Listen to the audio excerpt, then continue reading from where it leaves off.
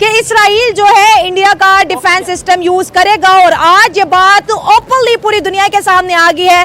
Barack 8 missile को जी Israel use कर रहे हैं अपने डिफेंस को, और ये surface to air missile system है जो कि इंडिया और इसराइल की जो है म्यूचुअल कोऑपरेशन की मदद से ये बनाया गया। और इस वक्त जो है नेवी जो इसराइल की है वो भी इंडिया का जो है air defence system, missile system जो है वो इस्तेमाल कर रही है।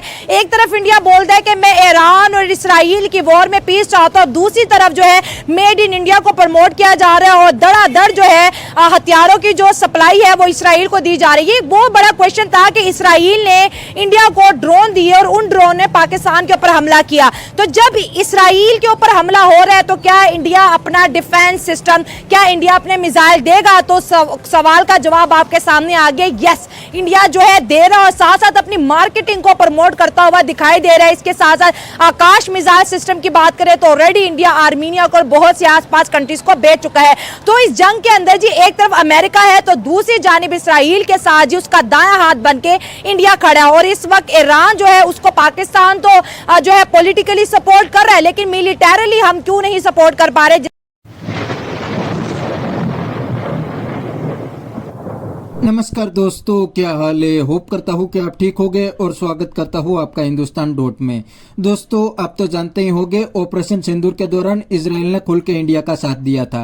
इतना ही नहीं, ऑपरेशन सिंदूर में इंडिया ने इजराइल के ही ड्रोन यूज किए थे और इजरायली ड्रोन को रोकने में पाकिस्तान आर्मी बिल्कुल फेल हो गई थी। और दोस्तों, अब इजराइल भी ईरान के सामने इंडिया के वेपन यूज करने लगे हैं। दोस्तों, इस बात से पाकिस्तानी बहुत पगला गए हैं क्योंकि पाकिस्तान ईरान को अपना इस्लामिक ब्रदर मानते हैं और इजराइल ईरान के सामने इंडियन वेपन को यूज करने लगा है, इसलिए पाकिस्तानी बहुत जलते हैं। तो दोस्तों, बिना टाइम वेस्ट किए वीडियो में आगे देखते हैं इस बात पे पाकिस्तानी के रिएक्शन। अगर आप नहीं है तो पहले चैनल को सब्सक्राइब कर लीजिए और वीडियो को अंत तक देखें। पहली बात यह है कि आपने क्वेश्चन ये किया है कि क्या इंडिया इस तरह सपोर्ट करेगा इसराइल को जिस तरह इसराइल ने इंडिया को पाकिस्तान के अगेंस्ट इस्तेमाल किया था? तो बिग नो, बिग नो। ऐसी सपोर्ट जो है वो इंडिया ने नहीं की इसराइल को जिस तरह इसराइल ने की थी इंडिया को पाकिस्तान के अगेंस्ट। हाँ। इसराइल ने सपोर्ट क्यों किया था इसराइल? क्योंकि इसराइल पिछले 3-4 महीनों से जब से पहला अटैक, आप ये कह लें कि टेंशन क्रिएट हुई थी इसराइल और ईरान के दरमियान 2024 के लास्ट पे, कि उस वक्त से इसराइल प्लानिंग कर रहा था कि मैं अटैक करूंगा।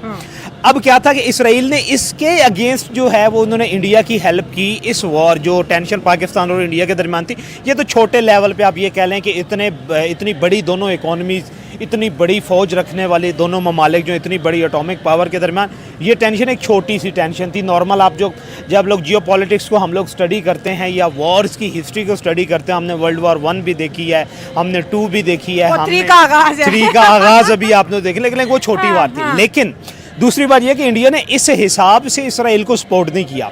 दूसरी बात यह कि नरेंद्र मोदी की या इंडिया की जो डिप्लोमेटिक पॉलिसी है, जिसके बारे में मैं अक्सर कहता हूं कि वो उसको बड़े कम लोग जो वो समझ सकते हैं कि वो दरमियान में से गुजर जाते हैं, पता नहीं चलता। वो राइट वाले को भी खुश कर लेते हैं, सेटिस्फाइड कर लेते हैं, लेफ्ट वाले को भी कर लेते हैं। वही ना कि हम न्यूट्रल हैं। बराक 8 जो है, हाँ, जो कि आप ये कह लें कि इसराइली मिसाइल डिफेंस सिस्टम है। पहली बात ये है कि दुनिया में इसराइली नहीं, इंडिया है। मैं बताता हूँ, ये इसराइल और इंडिया की कोलैबोरेशन से बनाया गया एक डिफेंस सिस्टम है। अब S-400 जो इंडिया का इस वक्त ना, दुनिया एक तो अमेरिका के पास डिफेंस सिस्टम है और उसके बाद जो बेहतरीन डिफेंस सिस्टम थे ना वो 2 थे अमेरिका के अलावा। एक था S-400 जो कि इंडिया के पास था और दूसरा था इनके पास आयरन डूम जो है, जो कि इसराइल के पास था। अब क्या हुआ, अभी तक इनकी कोई टेस्टिंग नहीं हुई थी। S-400 की टेस्टिंग हुई पाकिस्तान और इंडिया की जब टेंशन हुई तो उसमें अब देखें जो इनके एक्सपेरिमेंट किए जाते हैं ना, अब जिस तरह हम लोगों ने एटॉमिक टेस्ट हम लोग करते हैं, एटॉमिक टेस्ट हम लोग करते हैं, वहाँ पे पॉपुलेशन नहीं होती। अभी तक एटॉमिक टेस्ट हिरोशिमा और नागासाकी वाला हुआ, उसके बाद एटॉमिक टेस्ट नोड। एटॉमिक टेस्ट के बारे में तो कहते हैं कि वो उसका तो टेम्परेचर लेवल बहुत ज़्यादा हाई है ना, उस पर तो हम लोग बात नहीं कर सकते। लेकिन ये जो डिफेंस सिस्टम थे, अब इसराइल को पहले ये बात थी ना, लास्ट जब टेंशन हुई थी ईरान और इसराइल के दरमियान, मैंने कहा था कि इसराइल का वो भरम टूट गया कि ये नाकाबिले तस्कीर है। ईरान ने इसराइल के अंदर अटैक करके उन्होंने 400 मिसाइल दागे थे जिसमें से 10-15 गिर गए थे। मैंने कहा था कि अगर 5% भी रेशो हो ना इसराइल के अंदर जाने की ईरान के मिसाइल को, तो वो बहुत बड़ी रेशो है। और अभी तक उन्होंने, आपने ईरान के बयान ये भी सुना होगा कि उनके पास जो खुफिया मिसाइल है उसका 5% या खुफिया स्ट्रेंथ जो है, हिडन स्ट्रेंथ जो उसका 5% उन्होंने यूज़ किया है, और जो पब्लिक स्ट्रेंथ है उसका 30% यूज़ किया है। अब ये जो एयर डिफेंस सिस्टम है, आप ये कह लें कि ये जो बराक 8 है, ये इसराइल और अमेरिका, इंडिया ने कोलैबोरेशन से 2007 में डेवलप किया था, और पहला टेस्ट इंडिया ने इसका किया था 2015 में जाके। अच्छा। और क्लेम यही किया जा रहा था कि एक बेहतरीन डिफेंस सिस्टम है कि ये 40 किलोमीटर से 350 किलोमीटर की रेंज में मिसाइल को नाकारा बना सकता है। लेकिन इशू क्या है, अब हम लोग जितने भी मिसाइल, जितने भी डिफेंस सिस्टम डेवलप किए जा रहे हैं ना, पूरी दुनिया पूरी कही जा रही है, मेरे साथ कोई बंदा जितना बड़ा एक्सपर्ट है मेरे साथ बात कर ले कि हम लोगों ने, पाकिस्तान और इंडिया जितने बड़े एयर डिफेंस सिस्टम जो है वो डेवलप कर ले, इनकी बॉर्डर शेयरिंग है, बॉर्डर इनका मिलता है। अगर इन्होंने क्या करना है कि आपका कोई भी मिसाइल जो है वो सरहद क्रॉस करेगा तो हम उसको नाकारा बना देंगे।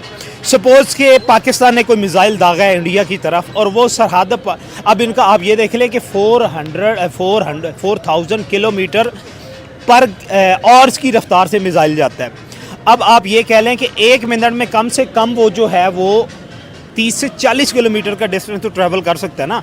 1 मिनट में डिफेंस को एक्टिवेट होते हुए अगर 1 मिनट के अंदर पाकिस्तान का मिसाइल इंडिया की सरफेस में चला गया, वहाँ पे डिस्ट्रॉय हो भी गया तो उसने कैजुअलिटीज़ तो होनी है। सेम इस तरह अगर पाकिस्तान की तरफ आ जाता है वो भी हो जाना है।